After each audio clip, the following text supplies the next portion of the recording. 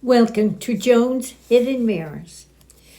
This is my first podcast and an introduction to who I was and who I became. My name is Joan. I have a bachelor's degree in psychology, a master's degree in social work. I was a licensed therapist in New York for about 15 years, and I was a nurse longer than that.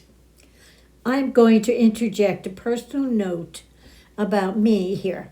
I sometimes hear messages in my left ear I assume are coming from the universe.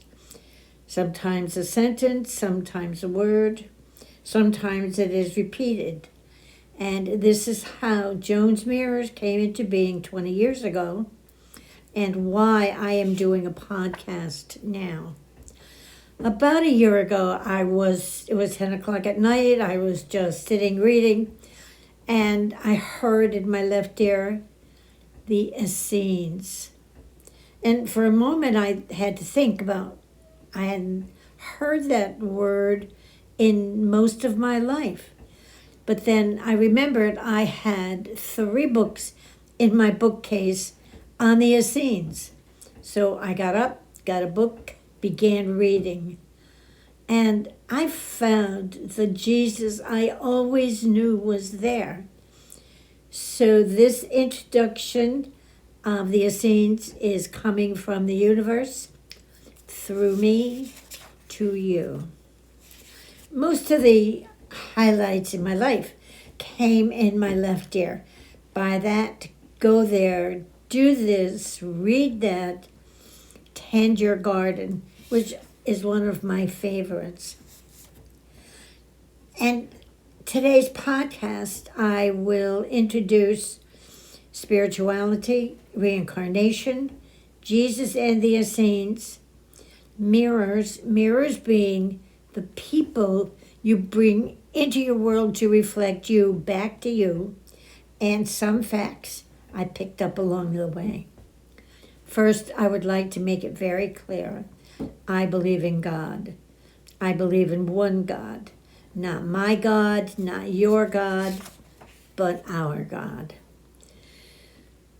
We live in a fragmented world with a great rise in stress, mental illness, homelessness, drug addiction, and I believe an acute sense of spiritual loss. We have lost hope. I've studied spirituality for most of my life, and I feel I have a good perspective in understanding the spiritual world I would like to share with you. First, it is never my intention to put down or invalidate anyone's spiritual path. All paths lead to God. I wish to add to your beliefs, experience not found in the world, but within. In my readings, I found that Jesus was not here to start a religion. He was just pointing the way to his Father. And Jesus shifted the focus from God in the heavens to God in the heart. I've studied Jesus' words. He came to anchor love into the world. Spirituality is just one concept of that. Uniting with the Spirit and going into the light is all Jesus was about, and love and forgiveness are the means. This is an FYI. The forgiveness part took me most of my life to understand and be able to practice. I was born and raised in the Catholic religion, but sometimes the religion you're born in just doesn't fit. When I was 14 years old, I was attending a mass, and the priest was talking about only us good Catholics were going to heaven. Now, I realized that was a long time ago, but that changed me. And then with that, a door cracked open. And I thought, oh, wait, that can't be true. So I think I need to start paying attention. I'm missing something here. And that was my very first critical thinking that I had ever done. I'm not a religious person. I am a spiritual person. A religious person follows the organized system of ritual, doctrine, and dogma. A spiritual person focuses on individual connections with something greater than themselves, the divine presence we are born with. We are not tied to a specific doctrine. I know I am one of many of you out there who, for many reasons, have left a church, but have never left God, and you lead a kind and good life. So I think now I'm going to do the fun portion of the fun facts portion. This is the critical thinking on my part. I haven't read this, I haven't learned this, but I cannot connect the dots between God/hell. If there is a God, how can there be a hell? If we are born with the divine presence, what I call the God cell, there is no hell. If there is no hell, guess what? We all go to heaven. God is going to bring us all back home. He will always give us another chance. Remember, you are a daughter and son of God. Our own fear is what creates our hell. The second thing I want to talk about is the wedding at Cana, where the Blessed Mother asked Jesus to make more wine. I have read in several places that the wedding was between Jesus and Mary Magdalene. And they were married. In that time, in that place, life was very difficult. It was very hard. And everyone needed family to survive. So Jesus and Mary Magdalene married. The 12 male apostles were married. The 12 female apostles, and there were female apostles, were married, not to the 12 male apostles. And all priests were married. It was not until the year 300 AD that the church declared celibacy mandatory. Priests were married, had families and wives, and they left all of their money to their family. The church was not getting any revenue, and it was that simple expediency for revenue that celibacy was instituted. They said that Jesus was celibate. Therefore, in order for you to be a priest and follow in his path, you needed to be celibate. And the church went with this and said that a priest's love of God, for God, was all that they needed, and they did not need the earthly normal stuff we did. So Jesus was celibate, and therefore the priest had to be celibate also. This is the true story of Mary Magdalene. It was not the distorted version put out by the early church fathers, who clearly had a powerful agenda and an absolute determination that women should never have leading roles in the Christian church. It's a patriarch and rigid society. But the fact that they missed is that God is balanced. God is masculine and feminine.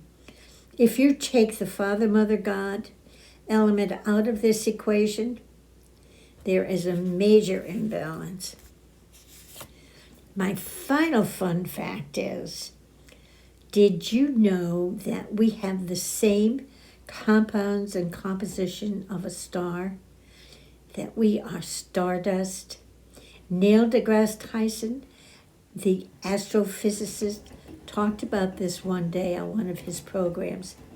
We are stardust. We come from the stars. I was so impressed with that.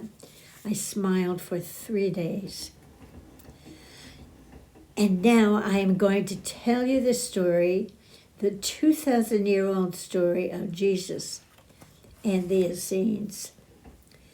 This information about the Essenes was gathered through past life regression. Past life where people remembered when they and Jesus walked the earth together. I had a past life. I had many done, but one of them a long time ago brought me back to where I was a young Essene woman, and at that time I didn't even know what that meant, but that I walked with Jesus. And maybe that is why I have had 3 books on the Essenes for 15 or 20 years in my bookcase. Maybe that was waiting for today. The Essenes were one of 3 main religions within Judaism at that time. There were the Sadducees, the Pharisees, and the Pharisees.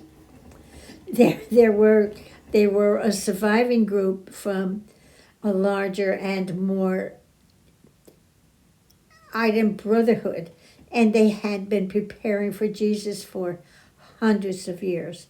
The instructors of the Essenes at that time were the Kaloo, Kaloo, and the Kaloo, it's reported, were from Atlantis. They were expecting a great teacher to come, and he would need support through a well-founded energy system. And remember back 2,000 years, and they believed, and was working with crystals. Not like working with crystals today, but they believed a teacher of righteousness, and he would lead us to the light, to a light. The Essenes balanced hard work and agriculture with community study of morals, of religious and things and situations. They were an ascetic, pious, and peaceful group. They aroused suspicion and hostility because they were secretive and believed in harmony and living an honorable life. It was similar, I feel, to the Amish of today, living separate from society, from a stream. And they believed in the one thing together, that forgiveness was the way to God.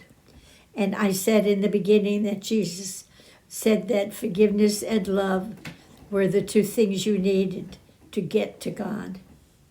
They were seen as an ill-defined, fluid group in contrast to the more structured and organized conventional Jewish people. Jesus came to establish a more permanent way of spiritual development, and that centered upon this knowledge of the divine presence, the spirit within. Jesus came to show us humanity, what our divine nature was like, to show us a part of our divinity, a part of ourselves we had forgotten over time. The Essene way is a path of the spirit, a path of the heart, not of the head. The heart is simply follows the spiritual and spirit and moves toward the light. Reliance on the spirit is the path of the heart. It is where love and forgiveness live, and uniting with the spirit are breakthroughs at the heart level. Jesus did not want any temples, no priests, only the simplest ceremonies. Reliance on the Spirit, not upon Scripture, and love and forgiveness in our hearts for all beings. The church at that time would only accept a powerful, angry, and vengeful God. And you needed the church to get to him. I was taught when I was very young not to mention the Essenes. It is important to note here that within 100 years of the crucifixion, all Essenes were dead and or murdered. And all the material written of Jesus was ordered destroyed and burned. The local churches, all churches, burned all the material. So if you think about it, the church is like a clock with some of its parts missing. The chimes sound good and it's on time a lot, but we have not yet experienced Christianity, only the incomplete fragment that history has handed down without its balancing counterpart. The church has been a patriarchy for 2 millennia.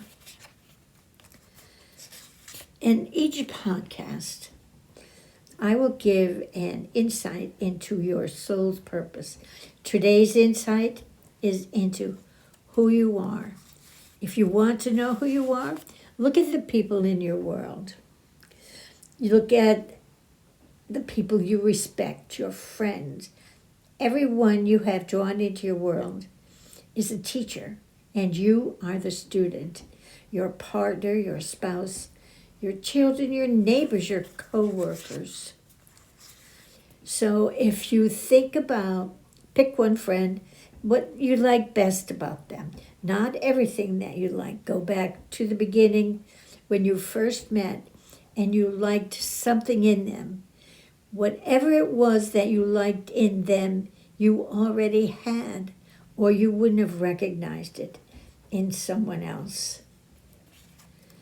But these are the graces you have worked for and earned through all of your incarnations. Now, the other side of the mirror, this mirror has two sides.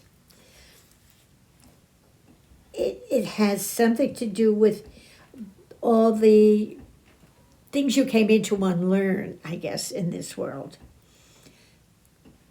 So if you look at the people you don't really like who push your buttons. So you don't like this person because they're critical or they're angry or they're a gossip. Whatever it is you don't like, this person is in your world to show you that you have the same trait somewhere.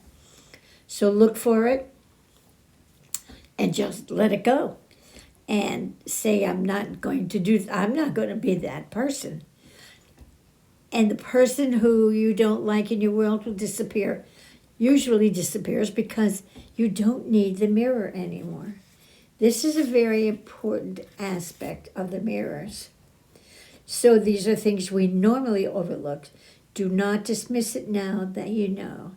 It is a negative feeling and you are looking for balance. And in order to do that, you need to let that go. So, thank you for listening, and in my future podcast, I will talk about God, the divine presence, and the spirit within versus baptism and original sin, Adam and Eve and Lilith, whispers. Whispers are the messages we get every decision we make, and our ego, and how much your ego impacts your daily life. Thank you for listening. I will talk to you then. The original sin, Adam and Eve, and Lilith, and whispers, and ego and the soul. How much your ego impacts your life every day. Thank you.